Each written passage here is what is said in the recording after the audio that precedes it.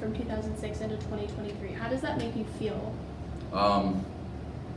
I was just a very small part of it. You know, I may have been the first editor-in-chief, but yeah, I feel really proud of what the students since me have been able to accomplish.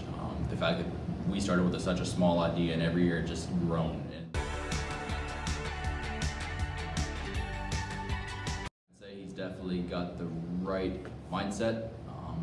He's a hard worker, he's relentless, and you know, never having him in class, I can't say that I know a whole lot about him, but just getting to talk to him some over the last couple of months, I can tell that he's the right fit for the job.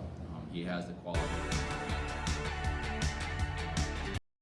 Yeah, so I'm incredibly honored that the first editor-in-chief of the Panther Press is in the building. I've met Mr. Brocious. He's very nice. He's a great teacher.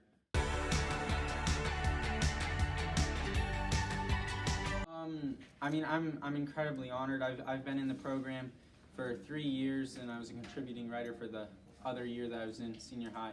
So I was really proud. I'm still really proud to have the position. So here with Ryan Brocious, who was the very first editor-in-chief of the Panther Press a very long time ago. 2006 was the year, and I just want to ask you, what do you remember about that time? I remember that we had absolutely no idea what we were doing.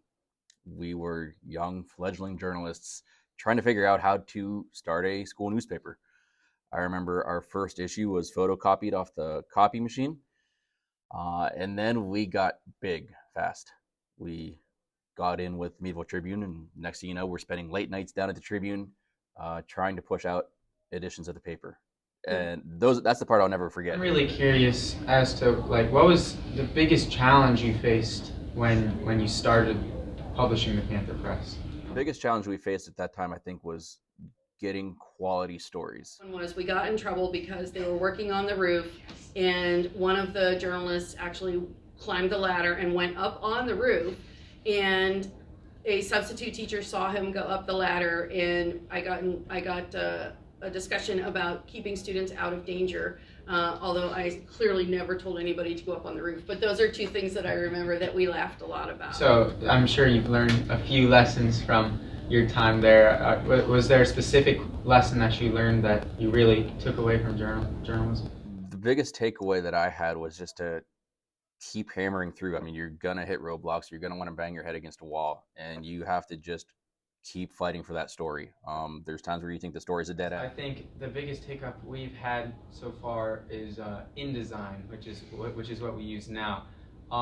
It is a pain sometimes, things where you have to learn by doing. So we've been practicing a lot, and I think we've overcome that. But that was definitely the biggest struggle, at least. Do you have any advice for the second half of my editor-in-chief? Just keep pursuing the stories that you think matter to you. If you think there's a lead, if you think there's an interest in a topic, go for it. You know, don't let it slow you down. Don't let anything slow you down.